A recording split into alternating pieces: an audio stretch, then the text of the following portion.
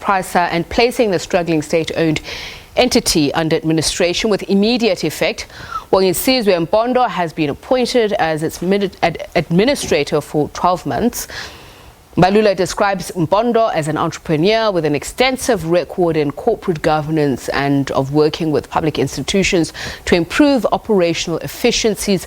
Mpondo has served on the boards of the East London Industrial Development Zone, South African Express and South African Airways. Railway consultant Dr. Willem Sprong joins us now to talk about this. A very good evening to you and thank you so much for coming in to talk to us. Is this a new development? So it's obviously it was part of the breaking news, but is it new really? Good evening, Teresa. Thank you very much for the invitation. No, to me it's not a new development. We know that last year in October there was an administrative court order that was issued against Prasa, mainly to focus on the problems they had, on the infrastructure and to look at the safety. So for me, they actually already under an administration, although it was by the High Court in Pretoria. I'm not surprised at all, although I don't know what this will mean for Prasa, whether it will change anything. Why place them under administration if you already have the power, the apparent power, to dissolve the board and appoint a new permanent board and give that board a clear instruction to appoint a permanent CEO and to get stabilization within the company. We know that last year that board was changed 4 times already. So which is what I wanted to find out. Is it stabilization if leadership instability is one of the reasons where Prasa is now you dissolve the interim board and you appoint an administrator, so to speak? Stabilization at the moment in Prasa is a real big problem, and I take my hat off for Mr. Mpondo to take on this challenge. We know that he's a social entrepreneur, as he calls himself, with 20 years experience, and we know that he's sat on various boards in the transportation industry. I hope it doesn't count against him that until 2014 he sat on the South African Airways board, but I trust that he will jump in and first of all address the issues that we have, that we saw coming out of the Auditor General's report. Issues of corruption, malmanagement, and I think this is just caused by this unstable management that we see within Prasa. So I want to talk about that, the various AG reports speaking about lack of accountability, especially looking at those audit outcomes. Its finances are in complete disarray. And you say you hope that Mr. Mpondo's role at SAA should not count against him, that the Transport Minister is saying that he has been appointed because of just how successful he has been. A dummy's guide to what exactly he's there to do and what is within his purview with regards to power.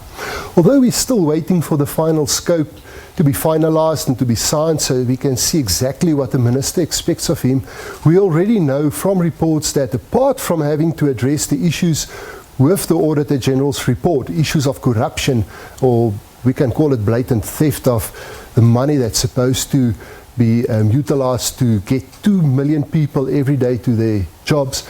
Apart from that, we also know that the minister is thinking that the administrator must immediately look at the interventions required to improve the performance. He must make sure that the modernization projects are implemented, and the focus, I understand, will be on the fencing, which is a security-related issue, and then, of course, on the signaling, which is a safety-related issue. Then the administrator will also have to look at issues with the collaboration between Prasa and Transnet. We know that there have been issues raised in the past few years, issues that needs to be resolved for Prasa to work efficiently. He will also have to look at building the capacity in the next 12 months. Remember, he's only been given 12 months to turn this big ship and get it to a port of safety where they need to build capacity so that the capital projects can be implemented. And then lastly, I understand that Minister Mbalula also expects the administrator to review the current operational structures within Prasa. So then what then has been the job of the war room? Because it was tasked with looking at the day-to-day service performance and obviously also look at recommendations to resolve some of these challenges. So how do the two work in tandem?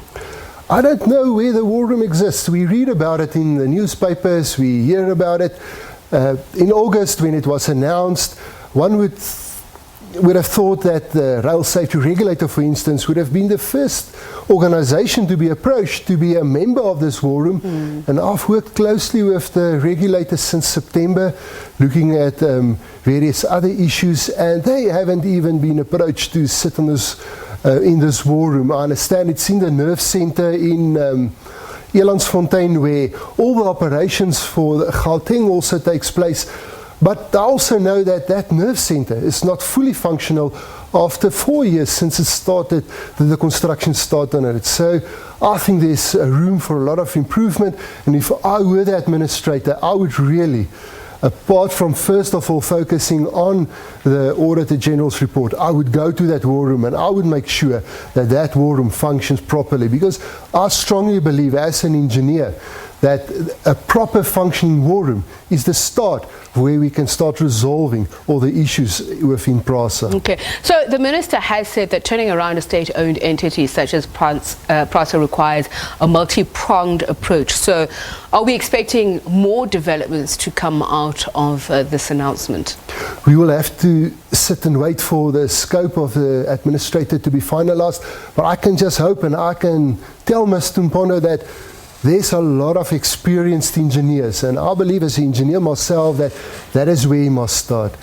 Get a proper good team in place and start looking at what will influence the safety. We know, if we read the reports, the annual report from the Rail Safety Regulator, that over 600 people get killed annually just from getting onto the rail reserve.